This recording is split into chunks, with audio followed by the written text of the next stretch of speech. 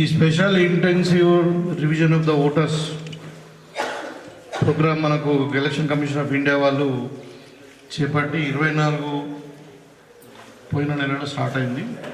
So ఇప్పుడు 25 వరకు ఉండే సరే ఏదో పొడిగింపు జరిగినట్టుంది. అయితే ఆ సందర్భంగా మనకు ఇలా ముదక్పల్లికి మరి సర్ కార్యక్రమం ఇట్లా జరుగుతుందని చెప్పి పరిశీలించడానికి నేను నాతో పాటు మరి లలితక్క గారు మాజీ ఎమ్మెల్యే గారు, తర్వాత మన శేఖర్ గౌడ్ గారు చైర్మన్, తర్వాత ముప్పగంగారెడ్డి గారు మార్కెట్ చైర్మన్, మన మీ సర్పంచ్ గారు, వీళ్ళందరూ మన రవి మండల పార్టీ ఎంపీడీ గారు అందరూ కూడా ఉన్నారు. ఇక్కడ వచ్చి పరిశీలించడానికి ముదక్పల్లిలో 2 బూతులు, తర్వాత తాండలో ఒక బూతు, తర్వాత నర్సింపల్లి ఒక బూతు, కాస్బతాండ ఒక బూతు, ఈ 5 బూతులది పరిశీలించినప్పుడు దగ్గర మనకు అంతా కూడా యావరేజ్గా ఒక 85% ఓటర్ ఎన్రోల్మెంట్ అయిపోయింది. సో ఇక్కడ బిఎల్ఏస్ ఉన్నారు, బిఎల్ఓస్ అధికారులు ఎవరైతే ఉన్నారో వాళ్ళను ప్రశ్నించినప్పుడు వాళ్ళకి ఏం హర్డిల్స్ ఇక్కడ ఏం ప్రాబ్లం లేదు, మాకు అంతా కూడా సక్రమంగా జరుగుతుందని చెప్పారు. నేను ఒకటే, మనం భారతీయ పౌరులం, మనకు ఆధార్ కార్డు ఉంది, పాస్పోర్ట్ ఉన్నా, ఏది ఉన్నా ఓటర్ లిస్ట్లో పేరు లేకుంటే మాత్రం మీరు ఓటు వేయలేరు. మనకు ఐడెంటిఫికేషన్, నువ్వు పౌరుడివే, నువ్వు సిటిజన్ ఆఫ్ ఇండియానే, ముదక్పల్లి వాసువే, నీకు అన్ని ఐడెంటిఫికేషన్ పత్రాలు అన్నీ ఉన్నాయి, కానీ ఓట్లో లిస్టులో పేరు లేదు, అప్పుడు నువ్వు ఓటు వేయలేవు. ఎందుకంటే ఓటు అన్నది మీకు అందరికీ తెలియదు కాదు. ఇవాళ బాబాసాహెబ్ అంబేద్కర్ గారు 75 ఏళ్ళ కింద రాజ్యాంగం రచించినప్పుడే ఓటు విలువను గుర్తించి పేదోనికి ఒక ఓటే ఇచ్చిండు, అంబానీకి కూడా ఒకటే ఓటు ఇచ్చిండు. అంబానీకి పైసలు బాగున్నాయని 4 ఓట్లు ఇవ్వలే, పేదోనికి ఒక ఓటు సగం ఓటు ఇవ్వలే. తర్వాత మహిళలకు కూడా మనమే ఓటు ఇచ్చినాం, కాంగ్రెస్ పార్టీ ఓటు ఇచ్చింది, మహిళలకు లేకుండా బిగినింగ్లో జవహర్లాల్ నెహ్రూ గారు ఇనిషియేటివ్ తీసుకొని ఇచ్చారు. సో ఇవాళ ప్రతి పౌరుడికి ఓటు అన్నది ప్రాథమిక హక్కు, ప్రతి పౌరునికి ఓటు అనేది ప్రాథమిక హక్కు. మనకు రైట్ ఆఫ్ స్పీచ్ అంటారు, ఇప్పుడు మనం మాట్లాడే హక్కు ఉంది, మనకు ప్రాథమిక హక్కులు ఉంటాయి రాజ్యాంగపరంగా. ఆ హక్కులలో ఓటు అనేది ఒకటి. సో ఎందుకంటే ఓటు అన్నది మీరే నిర్ణయించలేదు. ప్రజాస్వామ్యంలో ఉన్న ఒక అద్భుతం ఏంటంటే ఇవాళ ఏ ప్రభుత్వం కావాలి, మీ సర్పంచ్ ఎవరు కావాలి, మీకు ఎంపీపీ ఎవరు కావాలా, జెడ్పీటీసీ ఎవరు కావాలి, ఎమ్మెల్యే ఎవరు కావాలి, ఎంపీ ఎవరు కావాలి, ఏ ప్రభుత్వం అధికారంలో ఉండాలన్నా ఓటే నిర్ణయించేది, ప్రజలే నిర్ణయించేది. ప్రజలే వాళ్ళ ప్రభుత్వాన్ని, పాలకులను నిర్ణయించుకునేటువంటి శక్తి ఓటుకి ఇచ్చింది. కాబట్టి ఇలా మనకు అవకాశం వచ్చింది. 2002 కంటే ముందు రాజీవ్ గాంధీ గారు ప్రధానమంత్రిగా ఉన్నప్పుడు అప్పుడు ఓటు వయసు 21 నుండి యువకులకు కూడా ఇవ్వాలా, 18 సంవత్సరాల్లో వాళ్ళ ఆలోచన శక్తి 18 సంవత్సరాలకే ఉంటుంది. కాబట్టి 18 సంవత్సరాలకే ఇలా యువకులు కూడా అవకాశం ఇవ్వాలా అని చెప్పి 3 సంవత్సరాలు తగ్గించి అప్పుడు మొత్తం ఎస్ఐఆర్ అయింది. అప్పుడు కూడా ఇదే ఎస్ఐఆర్ మొత్తం దేశమంతా కదా. అయితే ఇప్పుడు ఏమైందంటే దానికి దీనికి డిఫరెన్స్ ఏంటంటే అప్పుడేమో లేని వాళ్ళందరినీ కూడా యాడ్ చేసి, ఇవాళ అట్లా కాదు, ప్రతి పౌరుడు మళ్ళా నేను ఓటర్ను అని నిరూపించుకోవాలి. 2002లో లిస్టులో పేరు ఉంటే దాన్ని ఓకే ఆటోమేటిక్గా ఇది అడ్రస్ చేంజ్ అయినా, లేకుంటే ఏదైనా ఇంటి నెంబర్ చేంజ్ అయినా, లేకుంటే పోలీస్ స్టేషన్ బూత్ చేంజ్ అయినా చేసుకోవచ్చు. సపోజ్ అప్పుడు ఇది నిజామాబాద్ అర్బన్ కాన్స్టిట్యున్సీ, అప్పుడు డి శ్రీనివాసుడు ఉన్నప్పుడు, ఇప్పుడు ఇది నిజామాబాద్ రూరల్ కాన్స్టిట్యున్సీ. బూత్ నెంబర్లు మారచ్చు, మండల్ లేదు, ఇప్పుడు నిజామాబాద్ మండల్, ఇప్పుడు భోపాల్ మండల్, ఇవన్నీ మార్పులు చేర్పులు చేసుకోవచ్చు. ఎప్పుడు 2002లో మన ఓటర్ లిస్టు ఉంటాయి, కానీ 2002లో ఓటర్ లిస్టులో లేరు. 2002 అంటే ఇప్పుడు 24 ఏళ్ళు అయింది. అంతకుముందే 18 ఏళ్ళు ఉండాలి, అయితేనే ఓటర్ లిస్టులో పేరు వస్తుంది. అంటే 42 సంవత్సరాల కంటే ముందు ఉన్న ఎవరైనా కానీ వయస్సు తక్కువ ఉన్న వాళ్ళకు 2002లో ఓటు ఉండే అవకాశం లేదు. ఇంకా అర్థమైంది కదా. సో వాళ్ళందరూ ఏం చేయాలంటే వాళ్ళు మరి వాళ్ళ మాపింగ్, ఓటర్ మాపింగ్ అంటారు, వాళ్ళు ఎక్కడి నుండి వచ్చిండ్రు. ఇప్పుడు ఆడపిల్లలు చెప్తా ఉన్నారు, ఇప్పుడు ఒక అమ్మాయి పెళ్ళై వేరే ఊరు నుండి వచ్చి ముదక్పల్లికి వస్తుంది, ఆమె ఇక్కడ ఓటు రిజిస్టర్ చేసుకోవాలంటే వాళ్ళ తల్లిదండ్రుల బ్యాక్గ్రౌండ్ ఉంది, ఏ ఊళ్ళో ఉన్నారు, వాళ్ళ తాత ముత్తలు ఇక్కడ ఉన్నారు, ఏం కథ అంతా కూడా మనకు యాప్ ఉంది. దాని ద్వారా మనం ఈజీగా ఇప్పుడు ఇలా ఇంటర్నెట్ ఇచ్చారు, మీరు అందరూ ఇట్లా చేసుకోవచ్చు అది. సో ఫస్ట్ ఎన్రోల్మెంట్ చేసుకోవాలి. ఉన్నవాళ్ళు, కొత్త లిస్టులో ఉన్నవాళ్ళు, పాత లిస్టులో ఉన్న వాళ్ళు అందరూ కూడా ఎన్రోల్మెంట్ చేసుకొని, ఒకవేళ ఇంకా ఇంట్లో కూడా లేరంటే ఫామ్ 6 ఇవ్వచ్చు, కొత్త ఓటర్ జనరల్గా చేసుకోవచ్చు. తర్వాత కూడా ఏమన్నా మళ్ళీ కొంతమంది ఎన్ఆర్ఐస్ ఉంటారు, ఓటర్ లేదు ఎన్ఆర్ఐ ఉన్నాడు, ఓటర్ లిస్టులో పేరు ఉంటే వాళ్ళ భార్యనో మన తల్లిదండ్రులు ఎవరైనా సంతకం పెడితే సరిపోతుంది. కానీ ఓటర్ లిస్టులో పేరు లేదు, ఆయన అమెరికాలో ఉన్నాడు, మీరు చేసుకోవాలనుకుంటే ఇంకా ఇప్పుడు టైం ఉంది. 6A ఫామ్ 6A ఇస్తే దాన్ని కూడా మనం ఆన్లైన్లో ఫిల్అప్ చేసుకొని ఇవ్వచ్చు. సో ఇట్లా ఇప్పుడు ఎవరైనా చనిపోయిన తీసేయాలా ఫామ్ 7, ఎవరైనా అంటే డూప్లికేషన్ ఉంది, ఇంకా కూడా మాడిఫికేషన్ ఉంది అంటే ఫామ్ 8. సో ఇట్లా ఇవన్నీ కూడా ఉన్నాయి. మీకు ఫామ్ 6 ఫామ్ 8 కూడా ఇస్తారు, అడుగుతాయి మీకు. సో ఏది ఉన్నా నేను ఏమంటున్నానంటే ఇది ఎలక్షన్ కమిషన్ ఆఫ్ ఇండియా చేసే ప్రక్రియ. కానీ కాంగ్రెస్ పార్టీ ఎందుకు ఇన్వాల్వ్ అవుతుంది? ఎందుకంటే ఇది మన ప్రజల యొక్క హక్కును మనం కాపాడుకోవాలి. తర్వాత ఇప్పుడు ఎన్నికల్లో కాంటెస్ట్ చేసే పార్టీ కాబట్టి ప్రజలను చైతన్యపరిచి ప్రజలను కూడా భాగస్వాములు చేసి మనం కూడా ప్రభుత్వం చేసే ప్రక్రియలో భాగస్వాములు అయితే ఈ ప్రక్రియను 100% 100% కంప్లీట్ చేయాలనేది ఒకటి. ఇంకొకటి ఏముందంటే ఇలా ఉన్నది బీజేపీ ప్రభుత్వం. వాళ్ళు ఏంటంటే మతాల పేరు మీద, కులాల పేరు మీద కొన్ని జాగాలలో ఓట్లు తీసేసారు.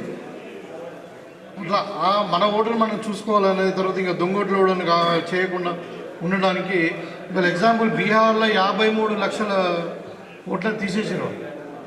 అప్పుడు వాళ్ళు కోలుకునేసరికనే ఎలక్షన్ అయిపోయింది. సరే బెంగాల్ వచ్చింది. మళ్ళీ ఇప్పుడు ఏమైందంటే దేశం అంతా జరుగుతలేదు. కొన్ని రాష్ట్రాలు ఎక్కడెక్కడ ఎన్నికలు అక్కడక్కడ చేస్తూ ఉన్నారు. కాబట్టి ఇప్పుడు ఆంధ్రప్రదేశ్లో చేస్తున్నారు, మన దగ్గర చేస్తున్నారు. సో ఇప్పుడు ఎగ్జాంపుల్ చెప్తున్నాం. ఇప్పుడు మనకు పశ్చిమ బెంగాల్లో ఎలక్షన్ కంటే ముందు సార్ ఇదే చేశారు. ఎస్ఐఆర్ చేసి అక్కడ ఏమైంది 93 లక్షల ఓటర్లను తీసేసారు. ఈ మమతా బెనర్జీ గారు అలర్ట్ అయిపోయి కోర్టుకు పోతే కోర్టులో ఏం చేయలేదు తెలుసా? 100కు 61 మంది ఓటర్స్ ఒరిజినల్ ఉన్నారు, వాళ్ళు కావాలని తీసేసారు. అంటే 93 లక్షల మంది ఓట్లు తీసేస్తే దగ్గర 60 లక్షల మంది ఓట్లు దొంగతనం తీసేసారు. జెన్యున్ వాళ్ళు ఓటర్ ఉన్నాడు, వాడు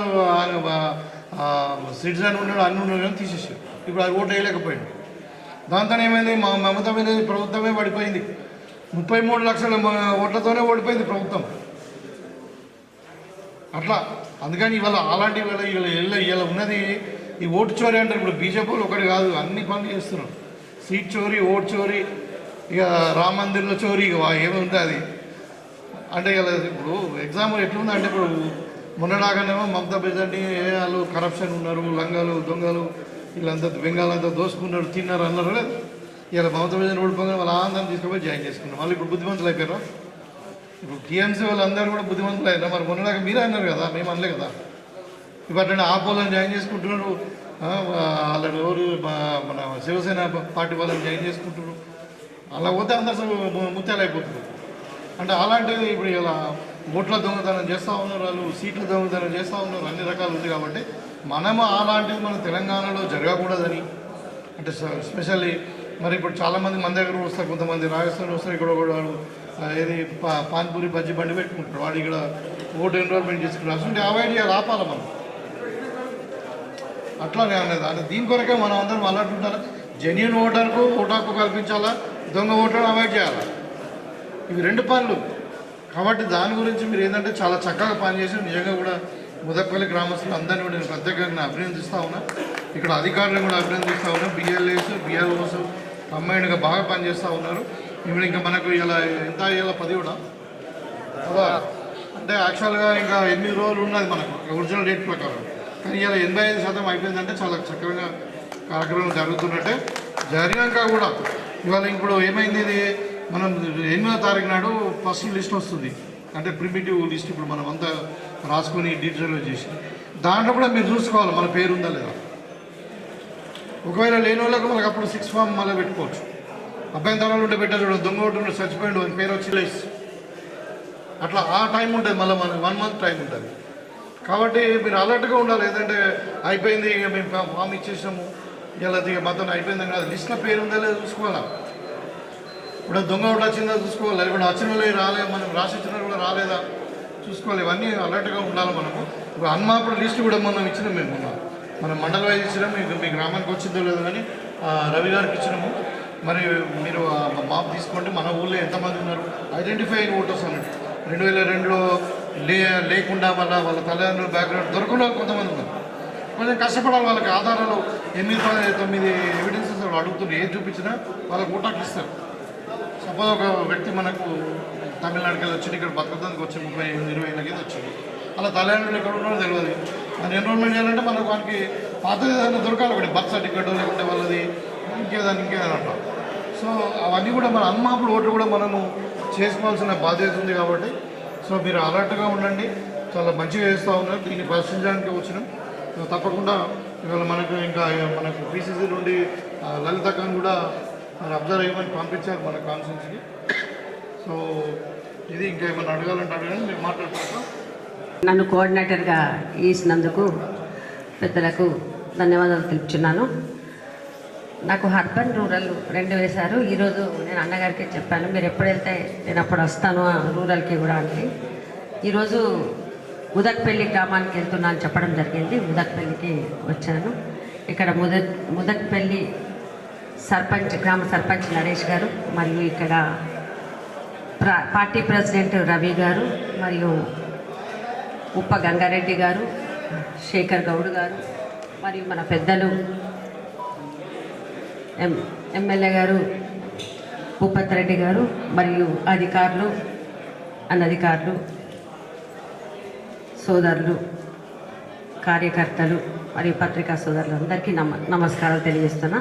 ఇది ఇంపార్టెంట్. రాజ్యాంగబద్ధంగా మనకు వచ్చిన ఓటు హక్కును వినియోగించుకోవాలా. ఎందుకంటే మళ్ళీ మళ్ళీ రాదు ఈ అవకాశము. 2002లో వచ్చిన అవకాశము. ఎందుకంటే అప్పుడు సర్వే ప్రకారము కొందరు ఓటు వేశారు. ఇప్పుడు అదే రీతిలో కొందరు ఉన్నారు విలేజ్లో, కొందరు లేరు. కాబట్టి తప్పకుండా ఇది మనము ఎన్రోల్మెంట్ చేయించుకోవాలి. మళ్ళీ మళ్ళీ మీరు సర్పంచ్ గారికి అడిగినా ఎవరికి అడిగినా కానీ ఈ హక్కు అనేది రాదు. ఎందుకంటే దీన్ని మనము ఆధార్తో లింక్ చేస్తారు కాబట్టి ఏది ఉన్నా కానీ మనము దీంతోనే వస్తుంది. అందరూ మన గ్రామస్తులు, సోదరీమణులు, తెలియని వాళ్ళు, ఎందుకంటే ఈ బిఎల్ఓస్ వాళ్ళు చేసే పద్ధతిగా వాళ్ళు ఫామ్స్ ఇస్తున్నారు, మళ్ళీ తీసుకుంటున్నారు. మన బిఎల్ఎస్ కూడా పెట్టడం జరిగింది. ఎందుకంటే వాళ్ళు ఫిలప్ చేయడం ఇబ్బంది అయితే ఈ బిఎల్ఎస్ ద్వారా కొంచెం మీరు ఫిలప్ చేయాలనేసి కోరుతున్నా. ఎందుకంటే చాలా కన్ఫ్యూజ్గా ఉన్నారు కాబట్టి మీరు సహకారం చేసినందుకు మీకు అందరికీ, అధికారులకే కానివ్వండి, మా బిఎల్ఎస్కే కానివ్వండి, మేము కృతజ్ఞతలు తెలియజేస్తూ ఉన్నాను. 85% వచ్చిందంటే చాలా సంతోషం.